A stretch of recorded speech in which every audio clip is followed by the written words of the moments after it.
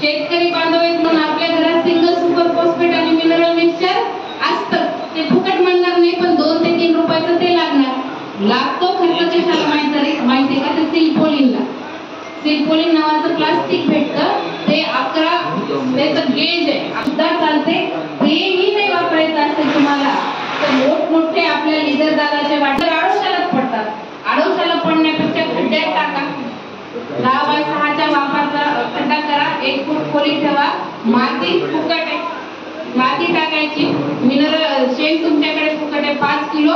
ज्या गाईला खांदा आहे त्याच गाईचं शेण आपल्याला पाहिजे, म्हणजे आपल्या भाषेत बोलायचं तर गावरान गाईचं शेण आपल्याला पाहिजे. त्याच्यानंतर मिनरल मिक्सरची स्लरी केली, पाणी त्याच्यामध्ये टाकायचं, घरची जी साय आहे ते काढून टाकायचे आणि कल्चर आपल्याकडे 200 रुपये किलो आहे. आणि कल्चरचा जर एकदा तुमच्या गावात कल्चर आलं तर ते तुम्ही दह्याच्या विरजनासारखं वापरू शकता. 15 दिवसात तुमचा ॲझोलाचं पीक तयार. एक दीड किती आजही, म्हणजे मी 17ला हौद केलेला आहे, आजही माझा हौद आहे.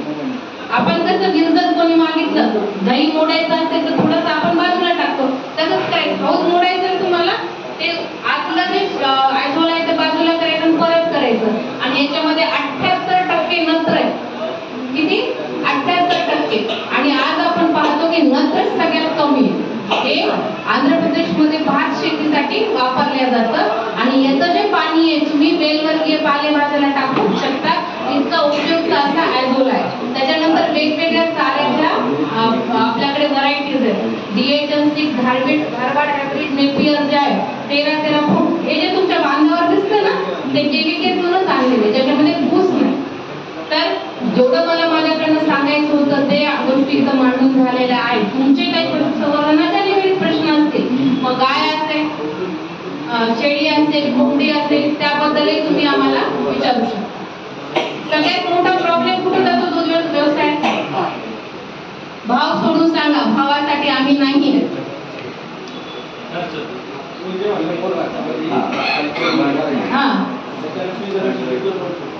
तो आपला जो मरभरचा जो आहे ना, त्याचं काम प्रिझर्व जेवढा आहे, म्हणजे तो टिकणार तेवढा. एकदा बॅग काढली आपण, हो आपण या हा कल्चर जे आहे ना दादा, डाग जे आहे ना, जे आपली एक बोध किती तास, आणि कल्चर जे आहे ना ते कल्चर म्हणजे मीठ आहे. कधी तुम्ही केवी केलं किंवा कधी बोध भरणार सांगा, आधी सांगा. जेव्हा माझा नंबर घ्या, ज्यावेळेस बोध भरायचं त्याच्या 3 दिवस आधी सांगा. कल्चर घेऊन मी इथे आणि आपण चॅलेंज लावायचं.